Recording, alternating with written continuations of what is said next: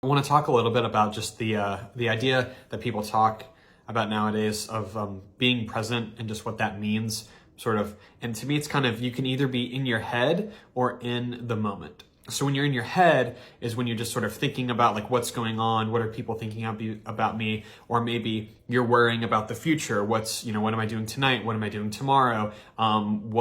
Like, am I going to have enough money in the future? Am I going to accomplish what I want? What am I doing next? So those are a bunch of ways you can be in the future, but then you also can be in the past if you're thinking back to, did I make that mistake? Beating yourself up for a mistake, reliving something in the past, wishing you had done something differently, being mad at something that someone did to you, just sort of wallowing or reliving the past, thinking about the good old days.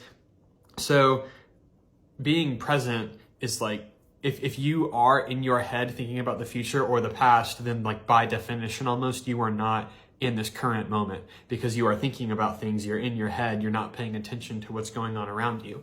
And so I think a lot of times we just miss what's actually happening in front of us because we're either too busy thinking about what happens next or worrying about what happened before. But what happened before, you can't change that. It's done. It's in the past. So you shouldn't spend that much time there. You should learn from the past, but you should not wallow in it. You should not just be super regretful by it. So we don't want to be in the past too much, but then we don't want to be in the future too much either, worrying about it's good to plan for what's going to happen, but if we're just always thinking about what's going to happen, then when we finally get there, instead of being present in that future, we're just on to the next future. And so if you're always thinking about what's next, you will never be where you are, because when you get there, the future keeps moving forward and you're just always kind of racing to catch up to it.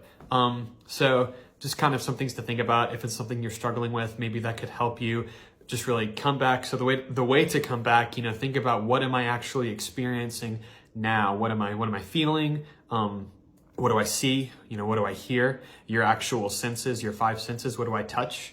They can bring you back to the present moment. And really, this is all we have. Any of those futures are not guaranteed. We don't know how much time we're going to have. So don't lose out on this current moment, which is all you have. Don't be in your head. Be in the moment.